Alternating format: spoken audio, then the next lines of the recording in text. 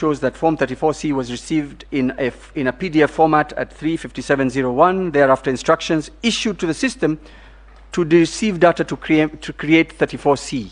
And thereafter, an action of starting document Form C generation is commenced and finally was successful.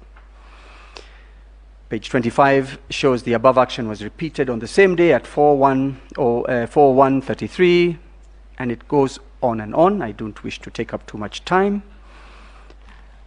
It is all clear.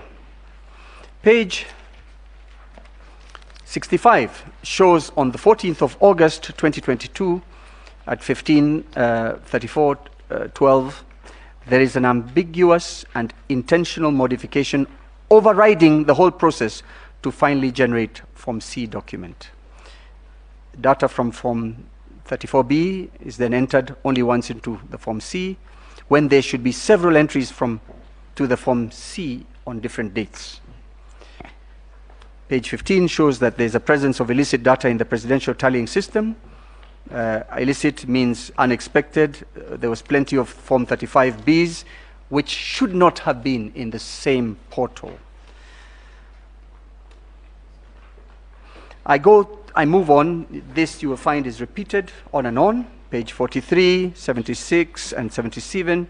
We see IEBC personnel who were not gazetted for the purposes of the restricted and accountable access to the system were granted access to the system.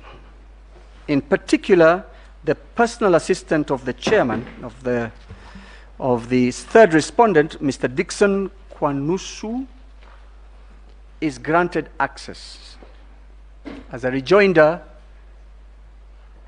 we have seen a belated authority to have such access, which is well after the election. But he is not gazetted, so he is invisible. This court, if we hadn't brought the logs, it would never have been known that Mr. Dixon Kwanusu had wide powers in this system. So, whilst in this dispute, we may not see the fingerprints of the third respondent in the ICT system, we see his palm, his much larger presence through the actions of his PA. Indeed, you will find, when you study the system, that Dixon Kwanusu performed a purported verification process of 34A's 1,743 times.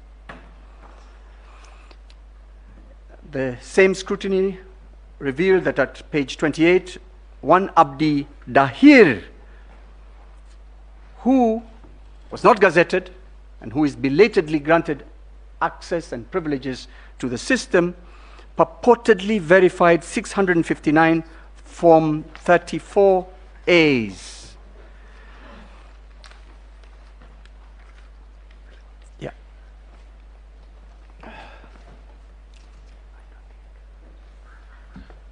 So, I ask the court to look at the affidavits of Ben Wasonga. He is also another computer forensic expert. His evidence is substantially the same as George Njoroge. I will ask the court to note that the tender documents did provide that whoever was to provide the system was to be able to provide a Keems kit that would provide compressed color photograph images using a compression technique that is in compliance with JPEG.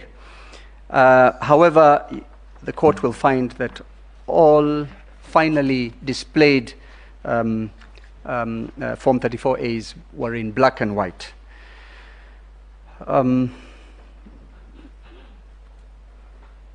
I will shortly mention that it becomes evident that there is interception of data.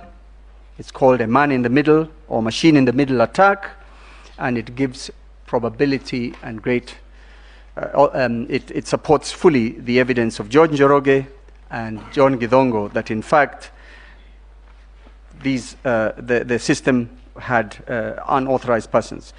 I would go quickly to the evidence of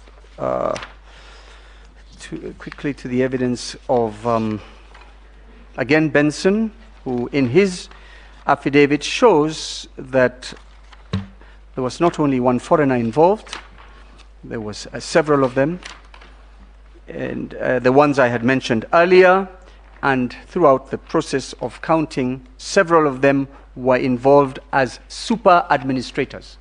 Super administrators is the power to even create and join servers to the system, change, alter documents,